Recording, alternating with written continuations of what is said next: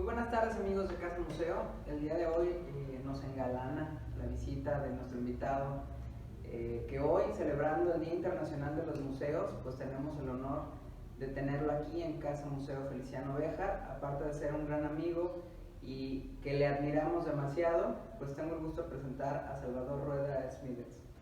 Muchas gracias Octavio, muchas gracias al Museo Casa Béjar, a la cual conozco hace también mucho tiempo. Yo soy hijo adoptivo de Jiquilpan, así que me siento muy honrado con que me hayan invitado. No, ahora sí que el orgullo es para nosotros poderte tener en casa.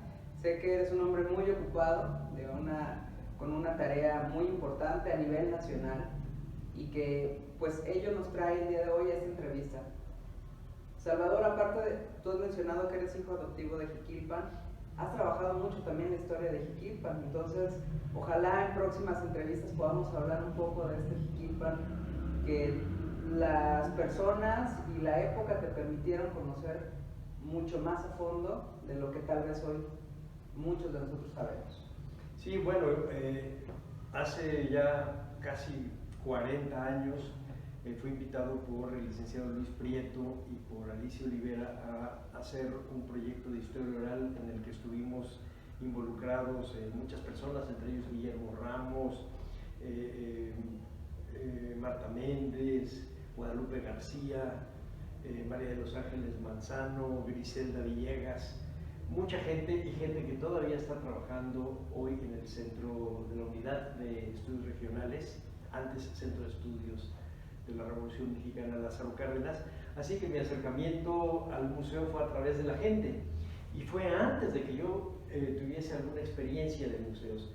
A partir de que trabajé yo aquí y que empecé a trabajar sobre testimonios orales, fui llamado al Museo Nacional de Historia para trabajar los guiones de este museo. Estamos hablando de 1990, cuando era director del INA Roberto García Moll, y que tuvo confianza en mí, y fue mi primera vez que me acerqué a los museos. Por supuesto, fui aprendiendo sobre la marcha, y tiempo después, con el director Luciano Cedillo, fui invitado nuevamente a trabajar el guión del Museo Nacional de Historia, y después como director del Museo Nacional de Historia por segunda y luego por tercera vez.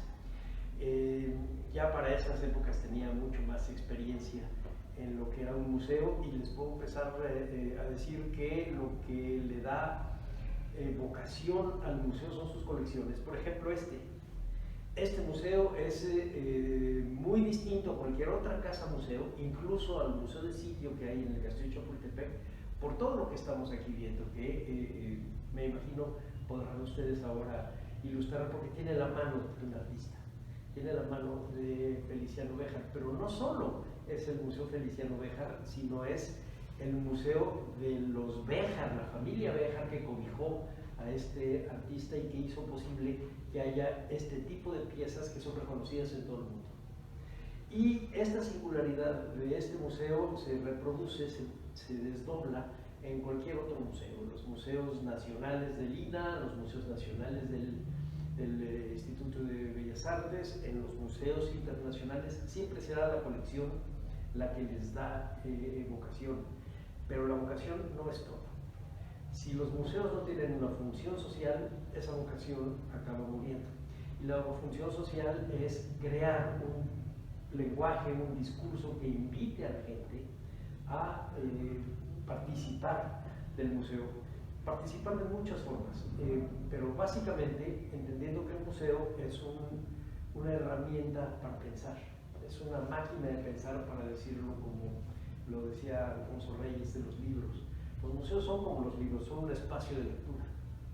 Y ahora yo estoy sorprendido porque alguna vez vine a esta casa, precisamente a este salón, a traer a una de nuestras hijas a estudiar piano, y la siento exactamente igual, pero ahora como un refugio de la memoria, Octavio.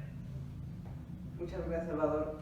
Efectivamente, yo creo que la experiencia y lo que nos has comentado acerca de los museos es muy enriquecedor, Y la verdad estoy muy nervioso porque tener una personalidad de tu talla, la verdad, pues me llena de mucho orgullo y sobre todo el poder tener esta plática contigo y con poderla compartir con los demás, porque eres un libro abierto. Eres un libro abierto y ahorita nos diste muchas claves. Efectivamente aquí en esta casa museo, cuando llegamos pues era otra, y hemos tratado de hacerlo un núcleo social, un núcleo inclusivo donde los principiantes, los expertos, los maestros en diferentes ramas tengan la misma oportunidad de participar y de desarrollar estas actividades. Sí, además lo tienen ustedes muy bien, con un buen sentido de lo que es una casa museo.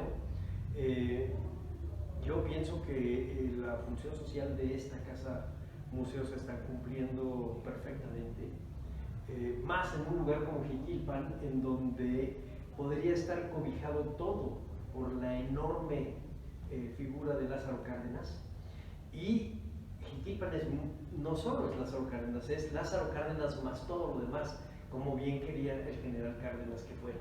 Es decir, que no fuera una suerte de ciudad que fuera un homenaje a su persona, sino que quedara muy claro que él era de aquí y que gracias a cómo es este lugar, él pudo ser lo que fue para todos nosotros.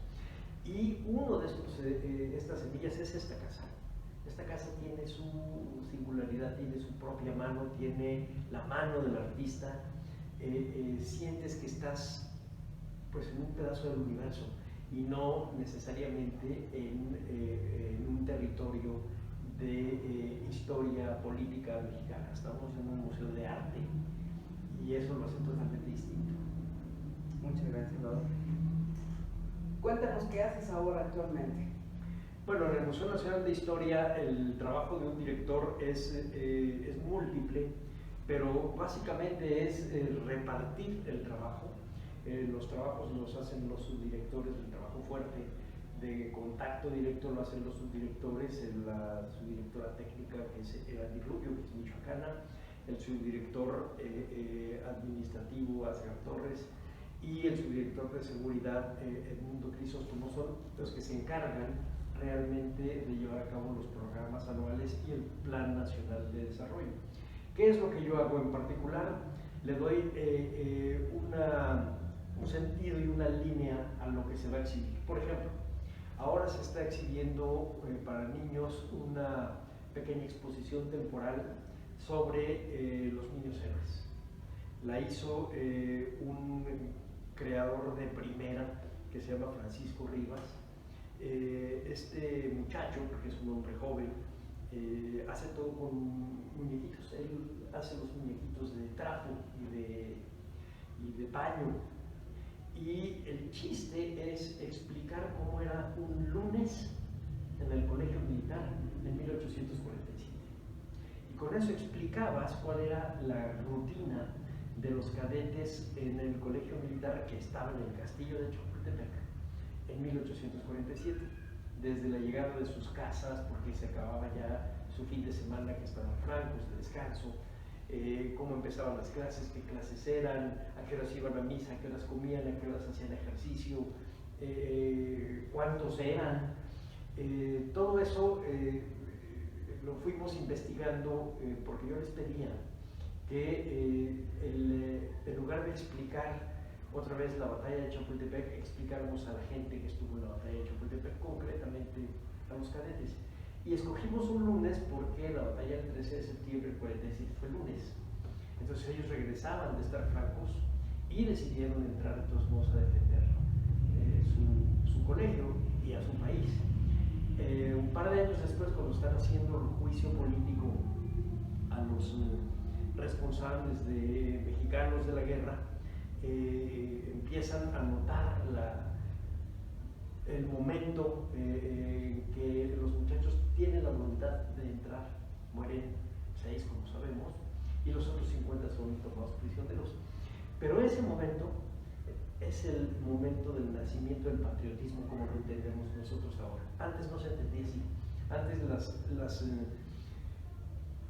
las afinidades eran o de partido político o religioso, o de fueros, es decir, de privilegios de clase o de privilegios por ser el ejército, o ser la iglesia, o ser un político, o por una etnia, pero no tenías esta idea de que todos eran mexicanos y que existía este patriotismo hasta que se va construyendo, revisando lo que hicieron estos cadetes. Esa es una parte.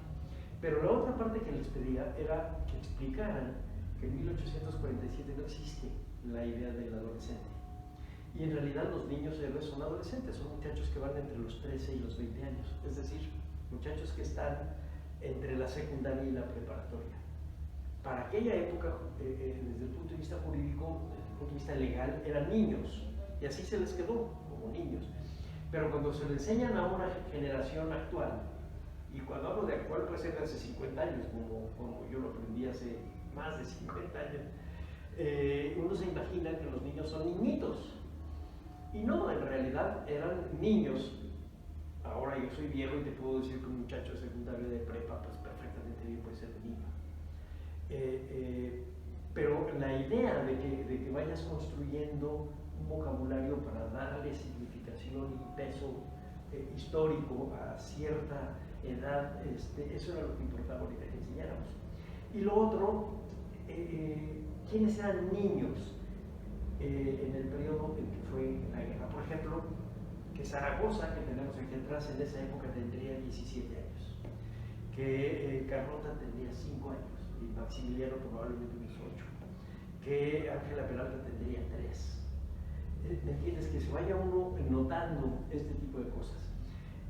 Algo similar hicimos para el Museo de los Pinos con Lázaro Cárdenas, es decir, quiénes eran los políticos importantes cuando Lázaro Cárdenas tendría, por ejemplo, 10 años.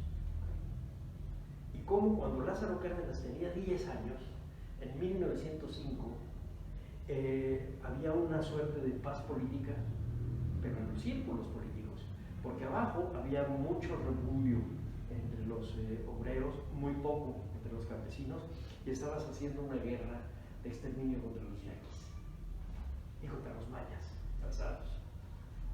Todo eso cuando Lázaro Cárdenas tiene 10 años. 30 años después, Lázaro Cárdenas es el presidente y empieza a cerrar los capítulos de esas historias. Empieza a llevar adelante la idea de la revolución basada en la Constitución y empieza a cerrar todos esos capítulos. O sea, cómo la historia se va anudando cuando no lo crees. De tal manera que si llegara a vernos ahora un niño en este programa, probablemente dentro de 30 años ese niño va a ser presidente de la República. No sabemos, esa es la parte rica de la historia y esa es la parte rica de la historia que hacemos en el museo.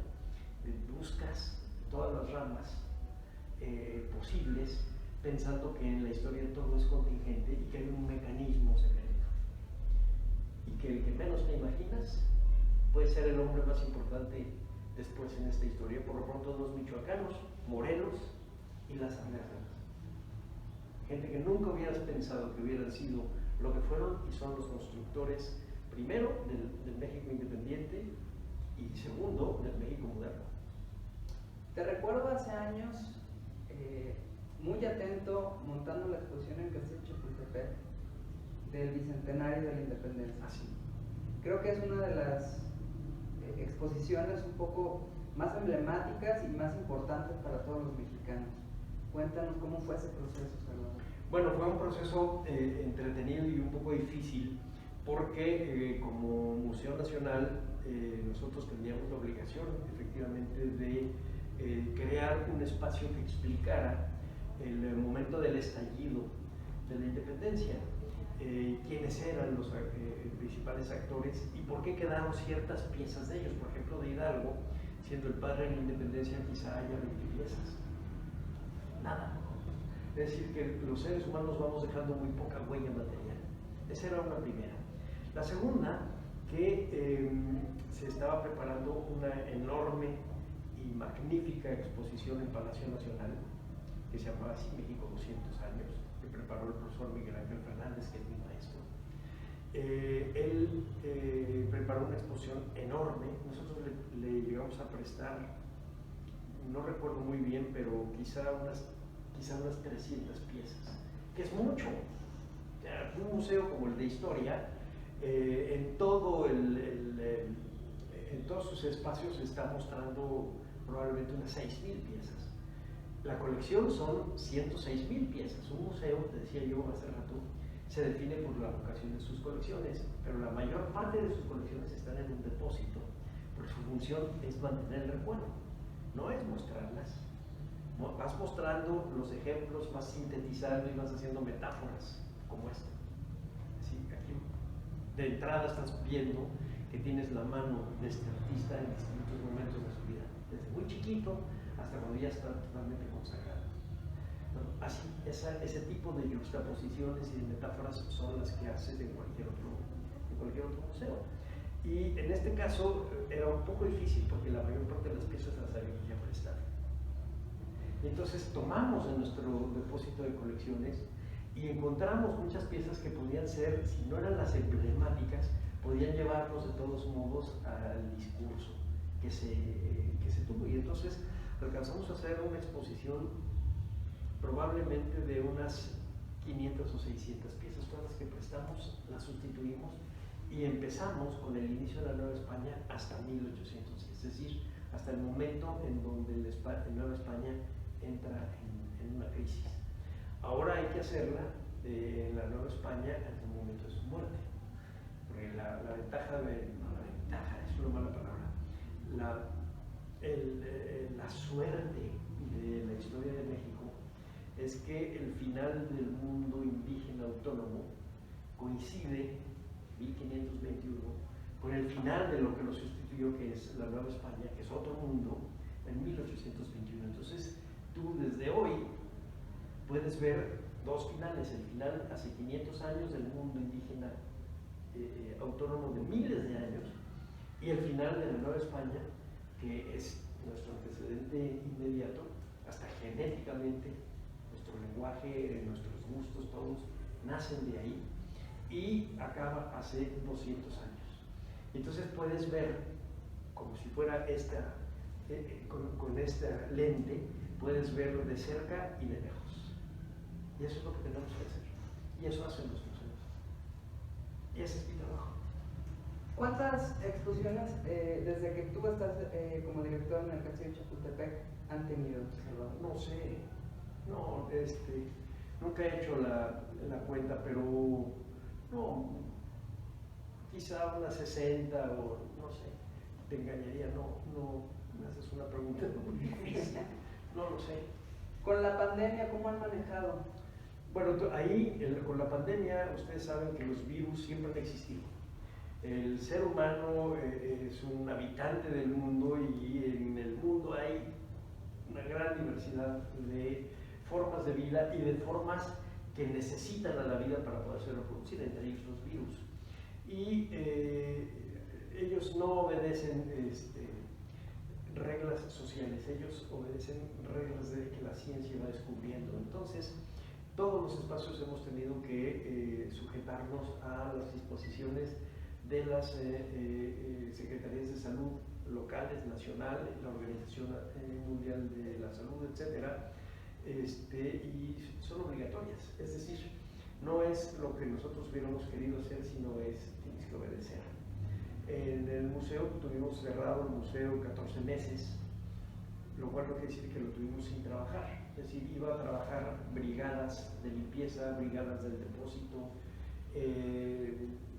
seguimos con todas las actualizaciones de préstamos, etc.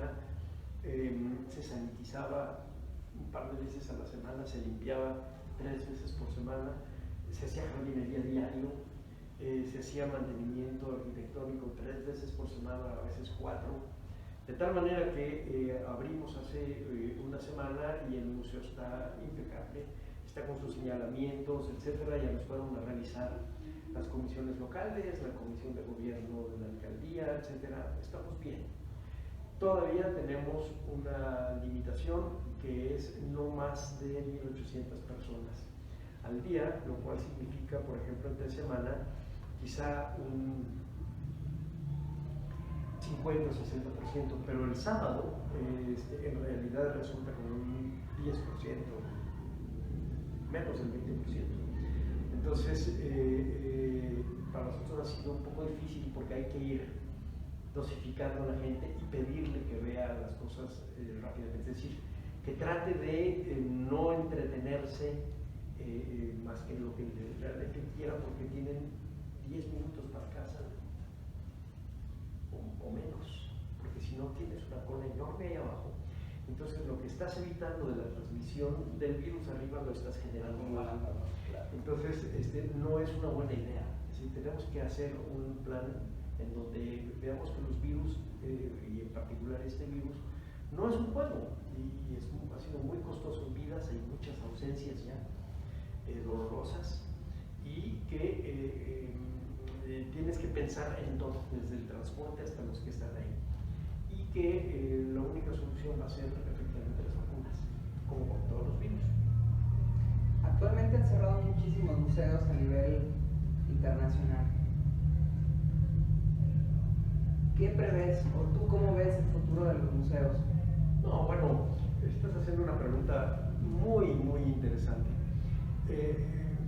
Los museos son entes que parecieran no evolucionar, y sin embargo evolucionan, y no solo pienso en las aplicaciones de las tecnologías, sino evolucionan porque la gente necesita de ellos, necesita que les digan las cosas. Entonces, lo que un museo te dice hoy no es lo mismo que decía hace 30 años o lo que le decía a tu abuelita. Les dice distintas cosas dependiendo cómo está acomodada la museografía, el color, las luces, la yuxtaposición, las metáforas. De tal manera que lo que yo veo de los museos es que, en primer lugar, están multiplicándose en todas partes. Aquí mismo en Jiquilpan, hace 20 años había uno, hoy hay por lo menos 3, cuando menos. Los museos son necesarios y son máquinas de pensar, y por eso se tienen que ir multiplicando. Es un poco como cuando con los libros decías que al desaparecer, iban a desaparecer los libros por los medios electrónicos, y sin embargo lo que haces es que inventaste libros electrónicos, y entonces lo que requerimos es que la gente lea. Libros en papel o libros electrónicos, lo que se requiere es que la gente lea, porque ahora la gente lee otra vez muchas imágenes y no lee letras, necesita volver a equilibrar. Ya aprendieron a ver imágenes, hay que leer. Entonces son procesos que se van acomodando. ¿Qué veo? Yo creo que va a haber mucho más casas museo, son muy atractivas y son una forma de resguardo de memoria económicamente viable, con reglas muy claras, pero finalmente con un altísimo grado de autonomía, con la posibilidad de conseguir recursos a su manera, y con la libertad de decir lo que quieran. Y en el caso de los otros grandes museos, el problema, lo hemos visto en los últimos años, el problema es el mantenimiento y lo caro que puede resultar el mantenimiento, sobre todo cuando quienes son los encargados de los presupuestos no tienen interés por los museos. Entonces ya no hay mantenimiento arquitectónico, ya no hay seguros, ya no hay buenos sueldos, ya no hay sustitución de plazas, cosas que eran vitales para un museo, y esos museos tienden a morir como murió el de Brasil, y incluso con accidentes como el de Notre Dame o el de la iglesia de Santiago de Rubio aquí, que son de alguna manera producto de un descuido humano. Pero ese descuido humano podría evitarse si tienes los cuidados normales alrededor del museo. Por ejemplo, el Castillo de Chapultepec, no puedes estar soltando cohetes. Si quieres un juego de luces, pues te traes a tus LEDs y láser y haces lo que quieres, pero no puedes estar haciendo fuegos artificiales porque se quema. Y porque un castillo como ese, construido en el siglo XVIII y desarrollado en el XIX y el XX, tiene una rampa que mide quizá 4 metros, no hay un camión de bomberos de ahora que suba por esa rampa. Entonces tienes que tener las tomas de agua arriba, tiene que tener su tus depósitos de agua al 100, etc. No puedes descuidar presupuestos. Eso le toca tanto al de administración como al de seguridad. Pero no pueden hacer nada si no hay un buen presupuesto. Entonces, una de las formas de la memoria de sobrevivir van a ser las casas museo. Y las otras, pues exigiendo la responsabilidad de quienes deciden los presupuestos anuales, de convencernos de que los museos son importantes y que no pueden descuidarlo por ahorrar. O sea, ahorrar en un museo es una mala idea. Totalmente. Sí. Si a ti te faltan focos, este museo que haces se ve feo. Si a ti te falta gente que viene a limpiar, se va a notar en las obras que tienes aquí. Si se empieza a deteriorar, se va a notar. No importa que se hagan viejos, está bien que, por ejemplo, los muebles se hagan viejos, que no nos sentemos en estos sillones, sino en las sillas para hacer las entrevistas. Los sillones ya son piezas del museo, no son ya de uso público. Pero tienen que estar limpios, tienes que cuidar que no vaya limañas. Bueno, aquí en Jiquilpan, que tenemos pues campo alrededor, es muy fácil que tengas pues, animales, bichos, tiene que estar limpio para que no haya bichos. Tienes un mercado aquí cerca, es muy fácil que se te meta algún animal. Pues lo tiene impecable.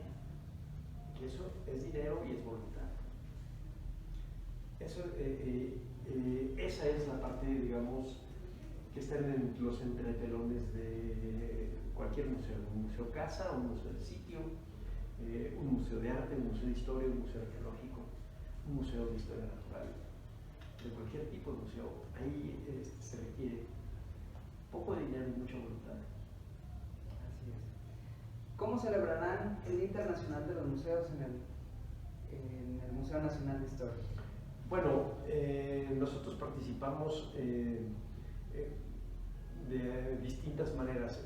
El año pasado a mí me tocó ser uno de los oradores con una conferencia magistral, pero que fue a distancia, la di aquí en Jiquilpan. Pero este año me toca estar en un conversatorio el día 18 sobre bibliomuseos. Mañana hay un homenaje a la directora del Museo del Caracol, la antropóloga Julieta Gil. Y entonces el INA prepara este homenaje. Y nosotros anteayer tuvimos una sesión de conferencia virtual sobre un vestido virreinal. Estas de Contigo a la Distancia, este programa de la Secretaría de Cultura de Contigo a la Distancia, y hacemos pequeñas cosas. Por ahora no hacemos ninguna otra cosa porque estamos limitados a que nada sea presencial, por ahora. Salvador, pues se nos ha ido muy rápido el tiempo, hay muchísimas cosas que preguntarte todavía, pero lo vamos a dejar para una siguiente ocasión porque, te lo repito, eres un libro abierto, que es muy gratificante el poderte escuchar y sobre todo me quedo anonadado con la historia, con esta parte que nos contaste de la exposición de los niños héroes. Ojalá podamos contactarlo y poder hacer algo por Métanse acá. a la página, ahí está. Y poder hacer algo por acá, poder traer todas esas maravillas que tienen por allá, ver la forma, porque bueno, efectivamente la parte económica es la que en ocasiones detiene las situaciones, pero cuando existe voluntad, pues mucho más allá de los recursos económicos, cuando se hay voluntad, pues se tienen las cosas. Sí. Entonces, ojalá podamos traer o poder realizar actividades en conjunto, porque yo sé que tú tienes un amor muy profundo por Jiquilpan, así como lo tenemos todos los de esta casa museo, así como lo tiene Wani, así como lo tiene Eje Cultural, y pues bueno, vamos a tratar de poder realizar más cosas y podernos conectar. Agradecerte infinitamente estos minutos que nos has regalado. Sé que tienes ahorita una agenda algo ocupada, pero agradecerte infinitamente a nombre de la Fundación Feliciano Oreja, Muchas gracias. a nombre del mismísimo Martin Foley, agradecerte este espacio, este tiempo, y pues de esta manera nosotros queremos festejar el Día Internacional de los Museos con el director del Museo Nacional de Historia de México, quien hoy se ha dado cita aquí en Casa Museo del Porvenir y que nos estarán viendo en próximos días y que ojalá nos ayuden a compartir y a poder llegar al corazón de estos niños que son el futuro y el presente de nuestro México. Muchísimas gracias. Muchas gracias a ustedes por invitarme. Un saludo a don Martín y díganle que está muy bonito esto. Muchas gracias. Muchísimas gracias.